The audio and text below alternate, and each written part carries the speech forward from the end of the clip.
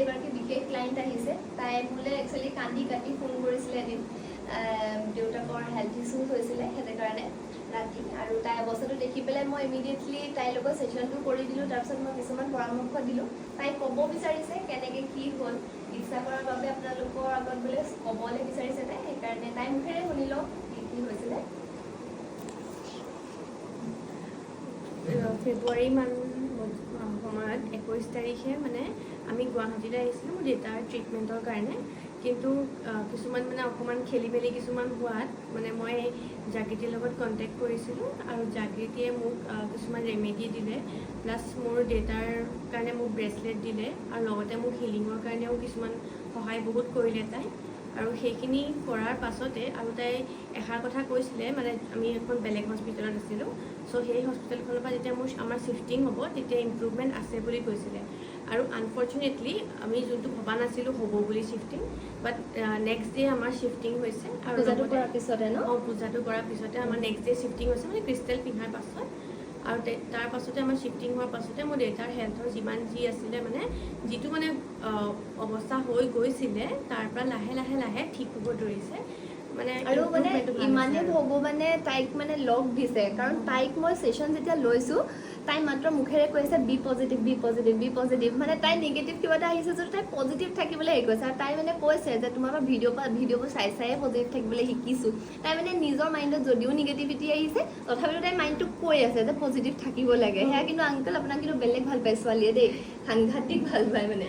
তাৰপিছত তাই মুখেৰে কৈছে তাইলৈ বেয়াও লাগিছে বহুত বেছি তাৰপিছত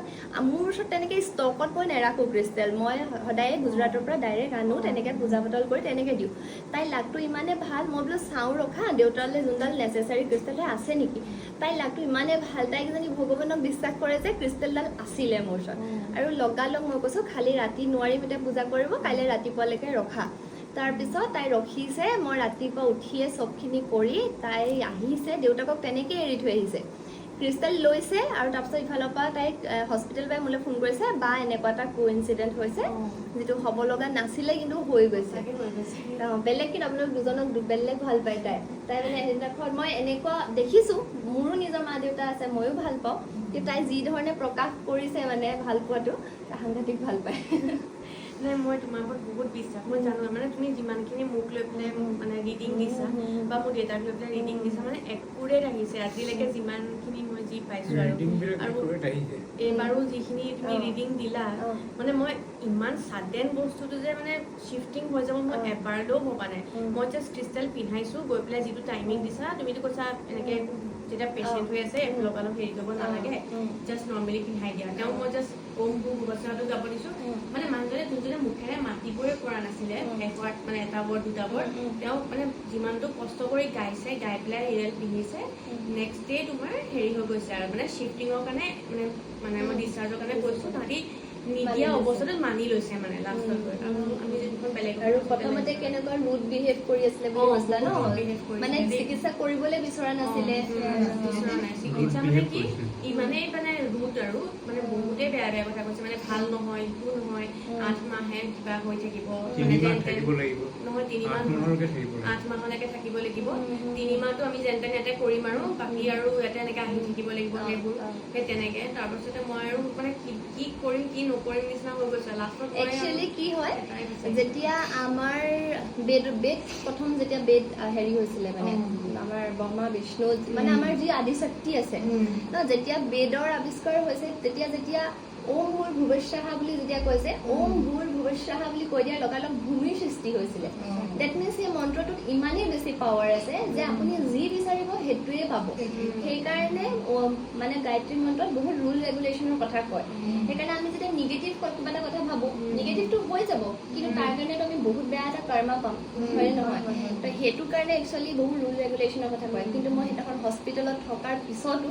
আংকলক কিন্তু মই ওম ভূৰ ভুৱস্বাহাই গাবলৈ দিলোঁ কাৰণ মই এটাই বিশ্বাস কৰোঁ আমাক যদি বচাবলৈ কোনোবা আছে সেইজন সেই ওপৰৰ অদৃশ্য শক্তিটোৱেই যিটোক আমি আদিশক্তি বুলি কওঁ আদিশক্তিয়ে নিজকে কয় যে ময়ে প্ৰকৃতি সেইকাৰণে সেই প্ৰকৃতিৰ পৰাই আমি সৃষ্টি হৈছোঁ আমাৰ মাজতো 5টা তত্ত্বই আছে প্ৰকৃতিটো 5টা তত্ত্বই গঠন হৈছে গতিকে ভগৱানক মানিলে সকলো আৰু যি সন্তানে নিজৰ মাক দেউতাকক ভগৱান বুলি ভাবে সেই সন্তানৰ ওচৰত এনেও আছেই, ভগৱান থাকিবই হ'লে। আৰু coincidentally কি হ'ল তোমাৰ লগত দেউতাই মানে মই যেতিয়া তোমাৰ আগৰ বছৰ ৰিডিং লৈছোঁ 27 ডিচেম্বৰ দেউতাক কৈছোঁ এনেকৈ কৈছে এনেকৈ বেছি ল'বলৈ কৈছে কিন্তু অকণমান আমাৰ পইচা খেলি মেলি অকণ হৈছে সেইকাৰণে মই তোমাক কৈছোঁ অকণ লাহে লাহে ল'ম বুলি। তাৰপাছতে মই দেউতাই কৈছে ময়ো এদিন ল'মচোন মোকো এদিন লগাই দিব। মই ভবা নাই যে এই বস্তু এনেকুৱাকৈ হৈ যাব লাষ্টত মানে ইমান ভাল লাগিছে মোৰ সেইদিনা যেতিয়া ৰিডিংটো লৈছোঁ মই তেতিয়া মানে বহুত ৰিলিফ পাইছোঁ মানুহজনী মানে ৰাতি যেতিয়া তুমি কথাখিনি কৈছা একদম মানে মোৰ নিজকে পাতলা পাতলা নিচিনা লাগিছে। পালে তেনেকুৱা